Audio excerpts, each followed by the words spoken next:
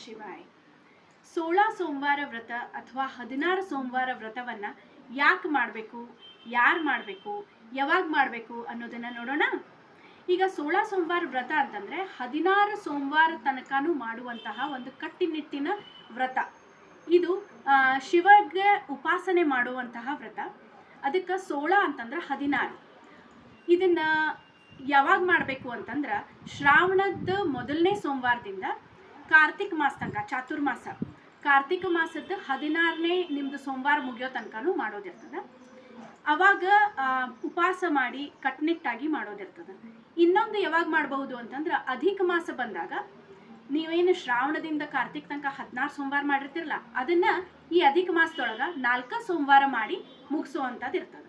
ನೀವು ಅವಾಗ 16 ಸೋಮವಾರ ಮಾಡಿದಂತಹ ಪುಣ್ಯ ಈಗ ಅಧಿಕ ಮಾಸದೊಳಗೆ 4 ಸೋಮವಾರ ಮಾಡಿದಾಗನ ಸಿಗ್ತದೆ. ಸೊ ಏನೇ ಇದ್ರೂ 16 ಸೋಮವಾರ 16 ಶಿವಲಿಂಗವನ್ನು ಮಾಡೋದಿರ್ತದೆ ಈ ವ್ರತದೊಳಗೆ.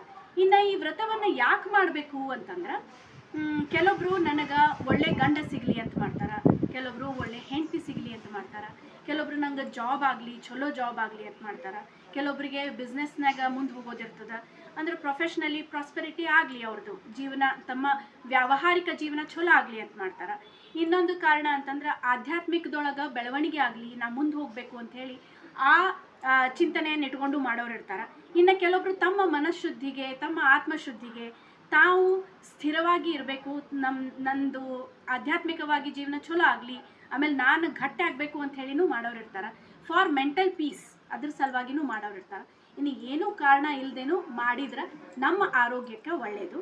ಸೊ ಇವೆಲ್ಲ ನಿಮ್ಗೆ ಬೆನಿಫಿಟ್ಸ್ ಅವ. ಬೆನಿಫಿಟ್ ನೋಡಿ ಮಾಡೋದು ಬೇಡ, ಆದ್ರೆ ಮಾಡಿದ್ರೆ ಫಲ ಮಾತ್ರ ಸಿಗ್ತದೆ. ಇನ್ನು ಮೂರನೇದಂತಂದ್ರೆ ಯಾರ್ಯಾರು ಮಾಡಬಹುದು ಅಂತಂದ್ರೆ, ಹುಡುಗರು ಹುಡುಗಿಯರು ಅನ್ನೋ ಏನು ಭೇದ ಭಾವ ಇಲ್ಲ. ಗಂಡಸರು ಮಾಡ್ಬೋದು, ಹೆಂಗಸರು ಮಾಡ್ಬೋದು.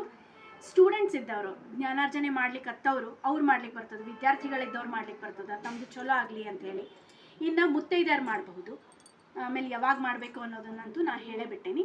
ಇನ್ನು ಇದನ್ನು ಹೆಂಗೆ ಆಚರಣೆ ಮಾಡಬೇಕು ಅನ್ನೋದನ್ನು ಮುಂದಿನ ವಿಡಿಯೋದೊಳಗೆ ನೋಡೋಣ. ಧನ್ಯವಾದ.